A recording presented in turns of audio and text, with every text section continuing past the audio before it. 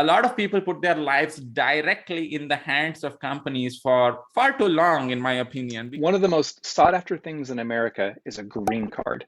This long-term work visa is a great pathway towards citizenship, but it's gotten more difficult, takes longer, and some people don't even think it's possible. But in this video, I'm going to share with you a faster way to get that green card here in America. Check it out. Hey friends, welcome to Chine Coaching. I'm Rob, and at Chine Coaching, we are all about helping international people, whether students and professionals, to be successful in those cross-cultural journeys. And a lot of those things and issues you guys deal with is visas, immigration, and we're going to be talking green cards in this video. We've got my friend Saiman, who's become kind of an expert on these things, who's going to talk about his journey and a great alternative way to have long-term work access to America. And stay tuned to the very end because we have an amazing resource that can really help you guys get that green card a lot faster than you think here in America. Saiman, welcome, buddy. Please introduce yourself.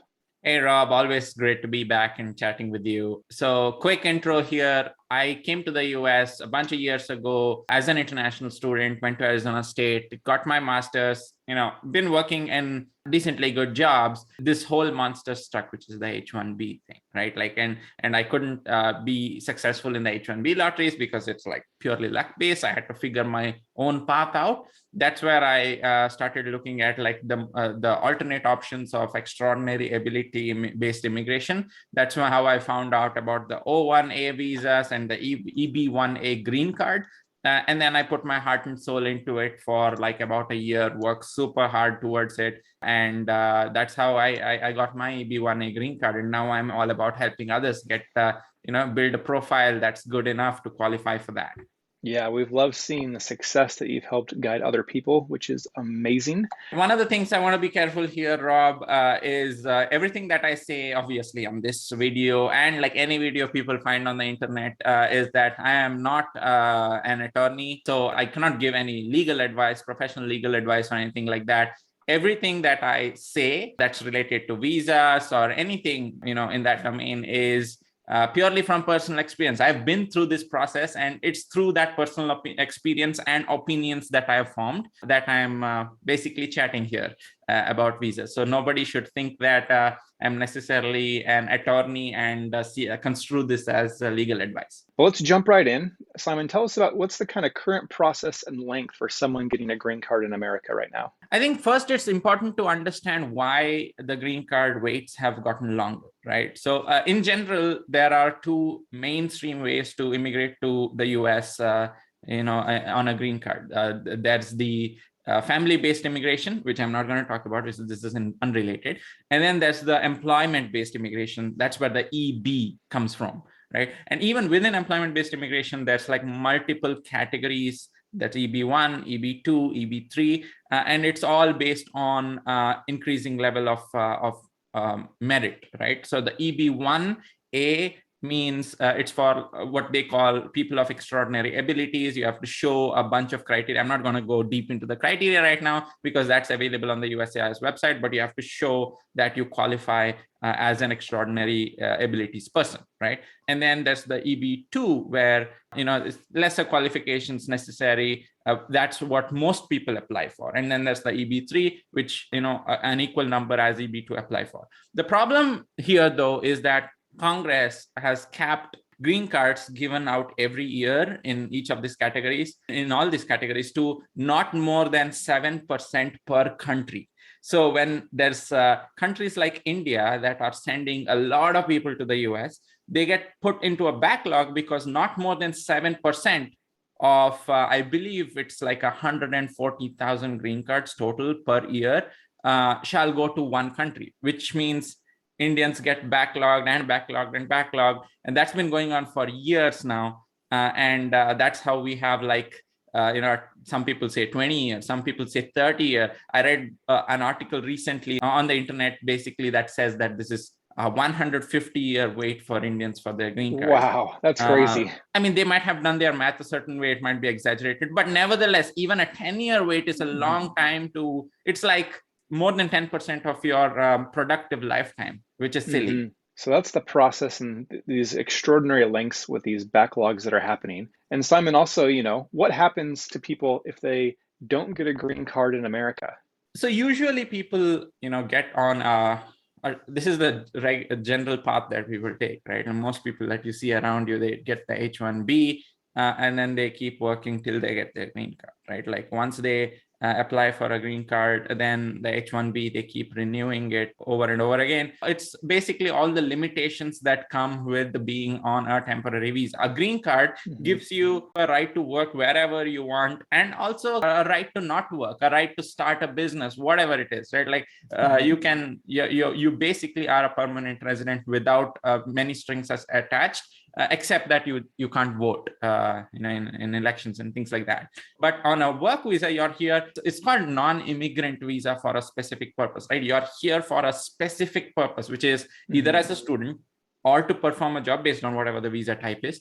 And as long as some unforeseen event happens, probably the economy takes a dip and then there's a layoff, or you want to start that new business based on the ideas that you have, the roadblocks to doing those things increase because now you are intending a whole different purpose than the visa that you're on. I personally view green card as like that ticket to freedom, legal freedom regarding like whatever you want to do. Definitely. Yeah, it definitely has that freedom and flexibility, especially if you want to change your domain, start a business, be an entrepreneur. A lot of people come to America and start their work either through a student visa on F1 through OPT, or, H-1B, which again are non-immigrant visas. But let's talk about what are some of the alternative work visas from H-1B, which is kind of the common one that most people know about. So that's the H-1B. And then there's the O-1 visa, which a lot of people don't really know about. And I had to go down this because I had to find things out for myself and things like that. So the O-1 is very, very, very similar to the EB-1A green card, but it's a non-immigrant visa, right? Like it still requires a sponsor. It requires you to basically prove a bunch of things, but also stay employed at that employer in a particular like area that you've been approved the O1 for. One of the other beauties of the EB-1A green card is that you don't need a sponsor. You can self-petition it. A lot of people put their lives directly in the hands of companies for far too long, in my opinion, because once a company sponsors you, they have a direct or indirect influence, if they want to let you switch the role, or even you changing companies, right? There's a process involved in it. Whereas EB-1A green card, it's not true for EB-1, EB-2, EB-3. EB-1A green card doesn't need a sponsor. You can, in theory, write your own case and petition, or you can hire an attorney, have them write your case and petition. So everything is under your control. If you move employers being on an EB-1 or while that EB-1 green card process is going on, you don't need to refile because you have self-petitioned it. Yeah, there's way more or less constraints, which is great. Simon, tell us about the unique things that go along with the process for this EB-1 Einstein Visa. Let's take like 10 steps back and try to understand like what the government even wants you to do, right? Like the government wants to see that you have risen to the very top of your field. That's one. And then they want to see that you have gotten acclaim from others in that field. And then they also want to see that you have sustained that acclaim throughout time in that field, right? Like these are the things at the end of the day you have to prove. For that, they have laid out 10 criteria to qualify for, and then they say you have to qualify for any 3 at the minimum, that kind of things. And these criteria, I'm not going to literally read them out. They're there on the USAID's website, but in general, what they point to is things like, have you gotten press about yourself? Have you been featured in the press? Have you published scholarly articles in journals out there, and has that produced impact in your field?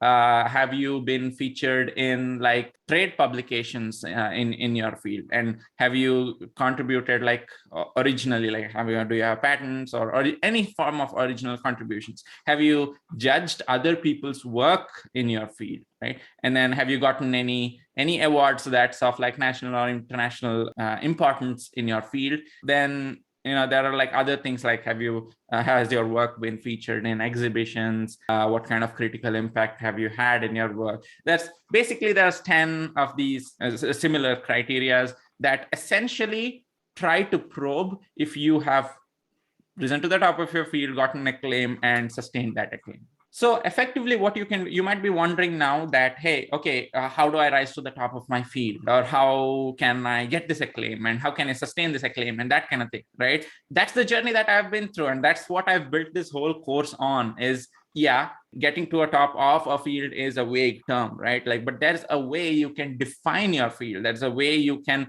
sort of build your profile, no matter where you're starting from. I was a year out of grad school when I went all into this. In hindsight, I wish I knew this even when I was in undergrad, so that I could start my preparation and building my profile up much sooner.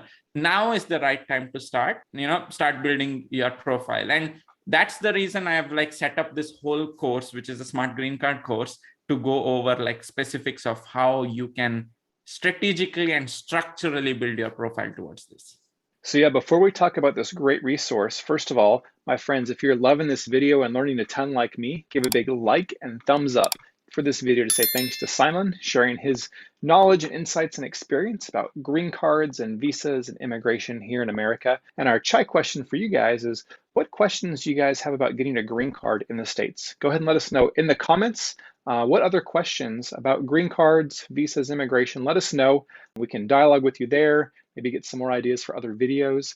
Saiman, now tell us more about your course, the Smart Green Card course, and how it can help speed up people's green card process. The Smart Green Card course is basically built off of a lot of experience, things that I've had to go through, in this journey. Right now, I'm also getting other mentors who have been successful in their EB-1A journeys to include their stories as well in the course and their mentorship also in the course, so that the value of the course increases. But in general, the course basically is structured around all these things that I've explained, right? Like probing deep. It's a program that probes you deeper into what do you have on your profile already. And then there's some proven ways about how do you build your profile along all these verticals that I mentioned, no matter where you're starting from.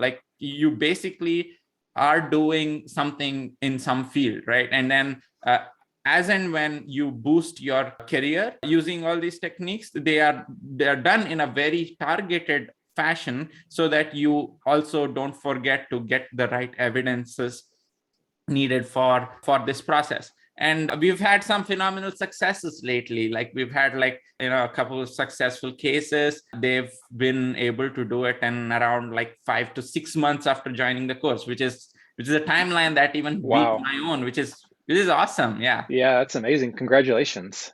Thank you. Yeah, I'm looking forward. Next few months are looking really up. There are a lot of people getting ready to file and stuff like that. So it's really great.